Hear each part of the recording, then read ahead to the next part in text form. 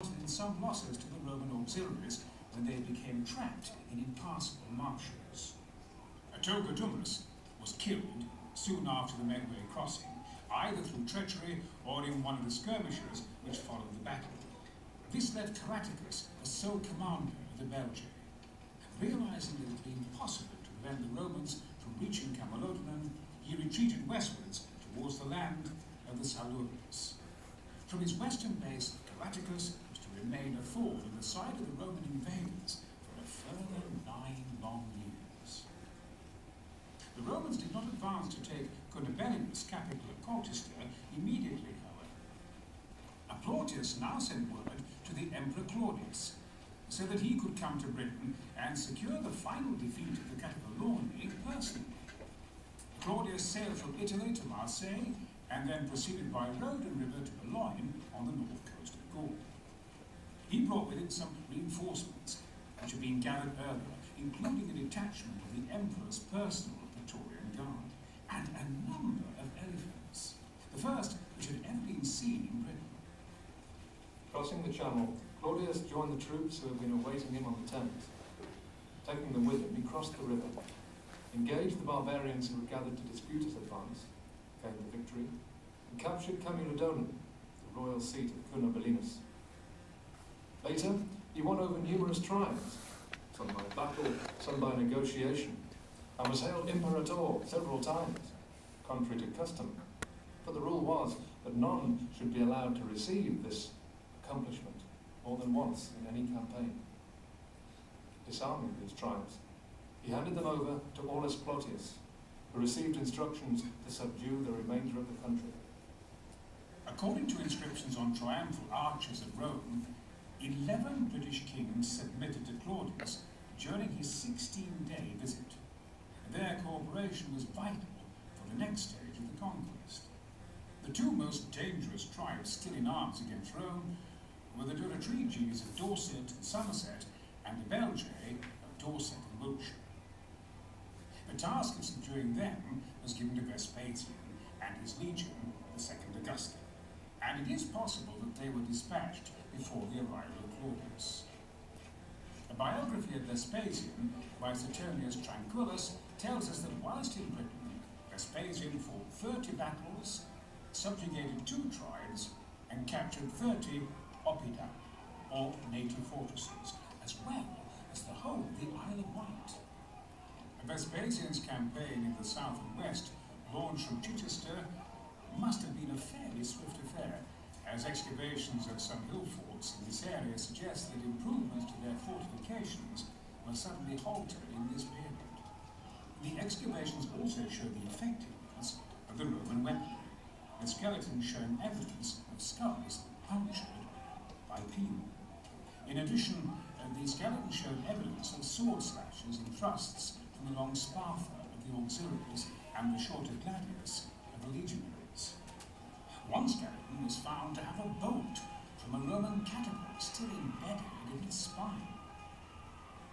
The remains of the hill fortresses in this area, such as Maiden Castle in Dorset, are still very impressive by any standards. How much more formidable must they have seemed with their stone and wooden ramparts still intact, as Vespasian's legionaries must have seen. Thanks to their superior weaponry and training, however, the Celtic fortresses do not seem to have posed too serious an obstacle for the Romans. Following an artillery barrage of flaming missiles to set fire to the buildings and cause confusion within, the hail of missiles would then be concentrated at certain designated points, so as to allow the legionaries, probably in testudo formations, to fight their way in. Once inside, the individual valour of the British warriors would prove no match for the disciplined charge of the Roman troops. In this kind of operation, it was often the auxiliary troops who would be used for the initial assault, rather than the precious legions, who would be deployed only when strictly necessary. As the Augusta legion subdued the southwest, the 20th Legion built a legionary fortress at Camalodunum, so as to establish a strong base to the rear of the advancing legions. The activities of the 9th and 14th Legions, following Claudius's departure, are less clear. It seems likely that the 9th advanced north through the territory of the Coratani and established a base at Lyndon or modern Lincoln. Similarly, it is probable that the 14th advanced through the Midlands and established themselves in the lands of the Dominicans. When Aulus Plautius returned to Rome in 47 AD, the frontier zone of the Roman province of Britannia had been established. A band running from the River Humber through Lincoln, Leicester and Cirencester to Exeter on the south coast. Plautius' successor as governor of Britain was Ostorius Scapula. Before he arrived to take over the reins, the situation in Britain deteriorated dramatically. Taking advantage of the change of governors, Caractacus launched a concerted attack on the tribes friendly to Rome. No accounts of Caractacus's movements survive for the years between the Medway Battle of 43 AD and his sudden reappearance in 47 AD. But we can safely assume that this implacable enemy of Rome had not been inactive. You are quite right. The very command of the Roman military machine. I mustn't give you the impression that everything is smooth, even in the conquest of a Hungary or Austria Ireland or Britannia. By 47 AD, we find the major conquests getting underway. But as late as 60 AD, we are still fighting, the Romans are still fighting against the Welsh, for example. And they never tamed the Picts and Scots, but after all, they brought their own rulers in the country to seal off the Roman Empire and the line between Carlisle and Newcastle upon Tyne. There were times when the Roman army, in fact, had a full-scale disaster in its hands. In spite of their ability training, their discipline, and the rest of it, they had a disaster and everything broke down. There was a whole legion lost in Scotland, for example. We never know where. It just disappeared from the Roman army list and was never recreated. We don't know what happened to it.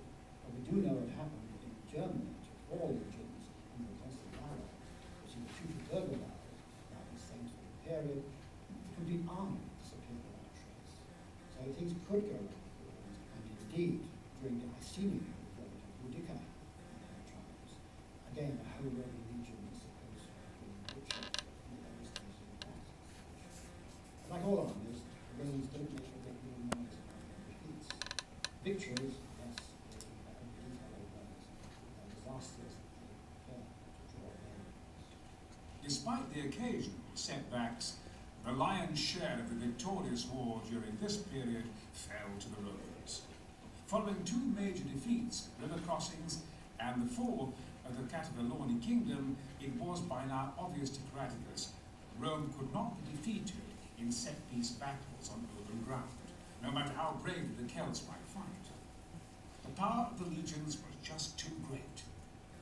The answer to his dilemma was to fight the Romans only in difficult hilly or wooded terrain, and to conduct a hit-and-run guerrilla campaign rather than face them in open battle. By 47 AD, Caractacus seems to have been chosen as war leader by many of the yet unconquered tribes. It would have been impossible for him to achieve this position without the active support of the Druids. Roman historians imply that the main reason for the Roman antipathy towards the Druids was their practice of human sacrifice and divination from the entrails of their human victims. In addition to their role as nature priests, however, the Druids served as the teachers and advisors of the Celtic nobility. Indeed, this is the strata of Celtic society from which the Druids themselves were